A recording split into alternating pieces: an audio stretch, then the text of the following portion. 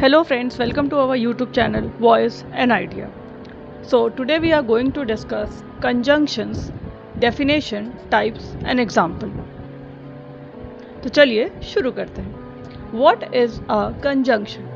A conjunction is a word that joins two or more words, phrases, clauses or sentences.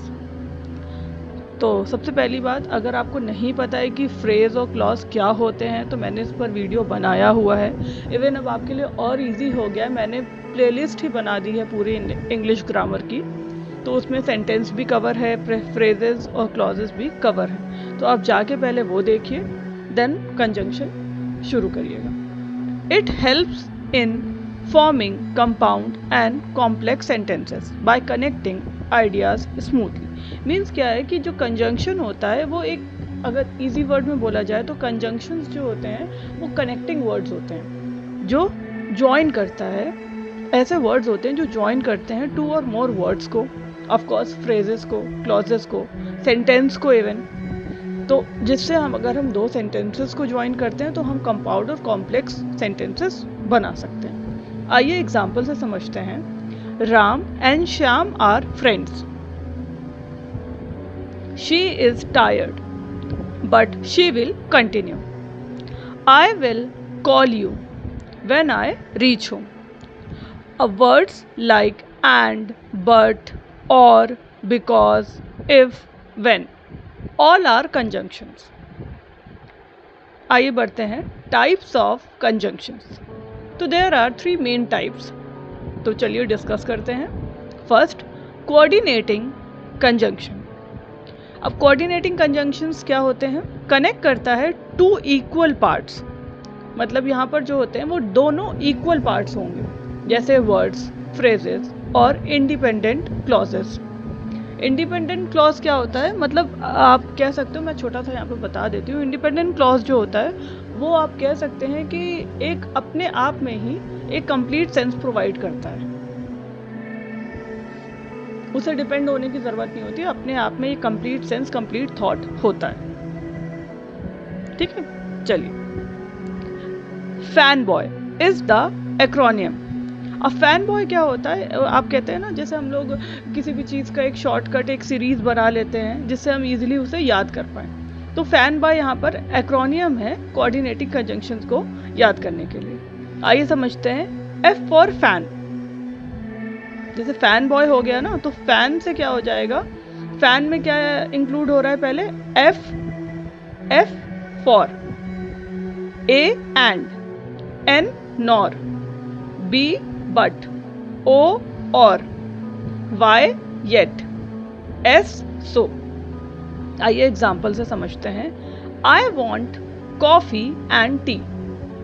She tried but she failed. Do it now, or you'll miss the chance. He was tired, so he slept early. Next, subcoordinating conjunctions. Connect an independent clause with a dependent clause. यहाँ पर means independent clause को connect कर रहा है dependent clause से. Independent clause मैंने आपको बता दिया कि ये अपने आप में ये कंप्लीट थॉट होता है, कंप्लीट सेंस प्रोवाइड करता है. लेकिन जो डिपेंडेंट होता है वो अलोन कह सकते हो कि एक कंप्लीट सेंस प्रोवाइड नहीं करेगा, और वो इवन इंडिपेंडेंट को और मॉडिफाई करेगा, क्योंकि ये ऑब्वियसली इंडिपेंडेंट से जब ज्वाइन होगा, जुड़ेगा, तो उसी को तो मॉडिफाई करेगा ना. दे show cause, time, condition, contrast, result, purpose etcetera. तो यहाँ पर क्या है कि जब डिपेंडेंट क्लॉज इंडिपेंडेंट से जुड़ेगा तो उसके बारे में और इन्फॉर्मेशन प्रोवाइड करता है एक तरीके से. आइए कॉमन वर्ड समझते हैं. इससे आप इजीली समझ पाएंगे कि सबऑर्डिनेटिंग कंजंक्शंस क्या होते हैं या कौन से वर्ड्स इसमें आते हैं. Because, although, since, unless, if, when, while, until, as, before, after, even, though, so, that. Example से समझते हैं. She didn't come because she was ill. Although it rained, they played cricket. I will wait until you come. Call me when you are free. Next, correlative conjunctions always used होते हैं in pairs to join equal parts. कैसे used होते हैं? Pairs में use होते हैं ताकि वो इक्वल पार्ट्स को ज्वाइन कर सकें। आइए समझते हैं कॉमन पेयर्स क्या होते हैं। Either or, neither nor, both and, not only but also, whether और।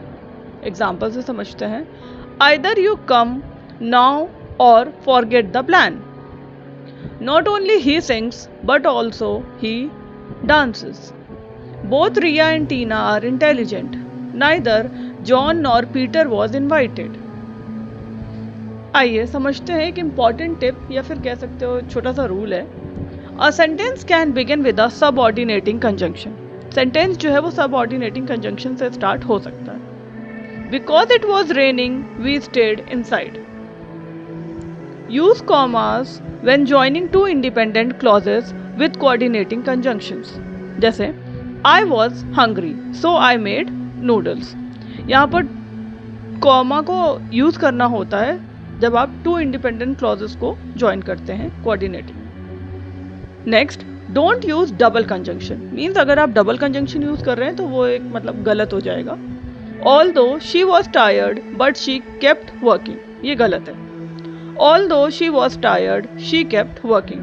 यहाँ पर although और but यूज करने से डबल कंजंक्शन आ रहा था, इसलिए ये गलत हो जाएगा। although सिंगल ही यूज होगा, यहाँ पर but की जरूरत नहीं। चलिए एक छोटा सा प्रैक्टिस सेंटेंसेस आपकी प्रैक्टिस के लिए कोई प्रैक्टिस कर लेते हैं। आई लव, इसका आंसर आप ही देने वाले हैं। I love tea dash coffee.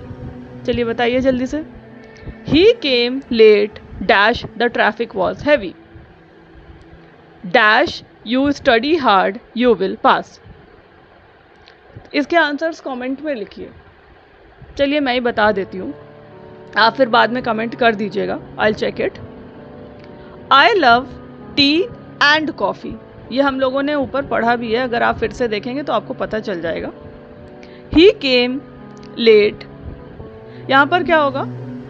यहाँ पर बिकॉज और सिंस बोथ आर करेक्ट, दोनों ही यहाँ पर सही हैं। अब नेक्स्ट में if you study hard you will पास। यहाँ पर इफ़ जो है वो पॉजिटिव अप्रोच कर रहा है। अगर हम अनलेस के यूज़ करते हैं तो वो नेगेटिव साइन यहाँ पर शो करेगा। क्यों?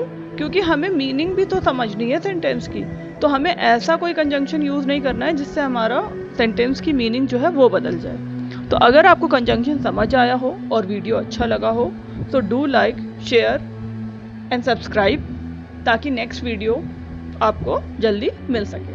एंड प्लेलिस्ट में जाकर आप चेक कर सकते हैं बाकी की नेक्स्ट वीडियोस और टॉपिक्स इंग्लिश ग्रामर के। Thank you.